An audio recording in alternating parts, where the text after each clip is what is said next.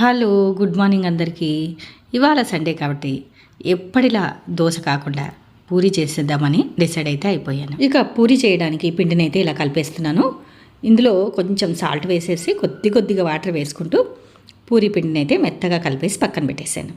ఇక కీమా చేయడానికైతే చిన్న కుక్కర్ పెట్టేశాను. ఆయిల్ వేసేసి ముందుగానే వేయించి పేస్ట్ చేసి పెట్టుకున్న టమోటో ఉల్లిపాయ పేస్టు అలాగే అల్లం వెల్లుల్లిపాయ ఇవి వేసి బాగా వేగిన తర్వాత సరిపడా సాల్ట్ అలాగే పసుపు కూడా వేసి మరొకసారి కలిపి పచ్చిమిరపకాయలు కరివేపాకు ఇది కూడా బాగా మరొకసారి కలిపెట్టి కారం తగినంతగా వేసుకొని బాగా దగ్గర వచ్చిన తర్వాత ఈ కీమానంతా ఇందులో వేసేసి ఈ మసాలా అంతా బాగా పట్టే వరకు ఒక్కసారి కలిపెట్టి ఒక 5 నిమిషాల సేపు అలా ఉంచండి.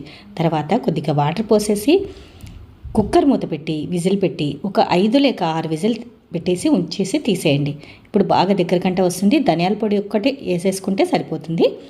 ఈ కీమా అయితే అయిపోయింది. ఇక పూరి చేయాలి కదా. ఈ పూరి పిండిని అయితే బాగా మెత్తగా సాఫ్ట్గా వస్తాయి. నేను మొన్న మా ఫ్రెండ్ ఇంట్లో చూశానమాట.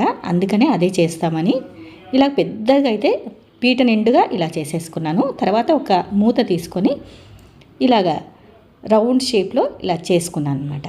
అయితే నాకు మంచిగా అనిపించింది, అదే చేస్తున్నాను. ఒక్కసారికి 4 పూరీలు వచ్చేసాయి. పొంగుతాయో లేదో అనుకున్నాను కానీ మంచిగానే పొంగాయి. ఈ టిప్ అయితే నాకు చాలా బాగా నచ్చింది. ఎవరికైనా నచ్చితే యూజ్ అయితే అవుతుంది, మనకు పాటించండి. ఇక ఈ పూరీలన్నీ ఇలా ఇందులో వేసేసుకున్నాను. ఇక పిల్లలకి పెట్టాలి కదా, టైం అవుతుందని గబగబా ఇలాగా గిన్నెలోకి కీమా వేసేసి పిల్లలకైతే ఇలా సర్వ్ చేశాను. Please like, share and subscribe.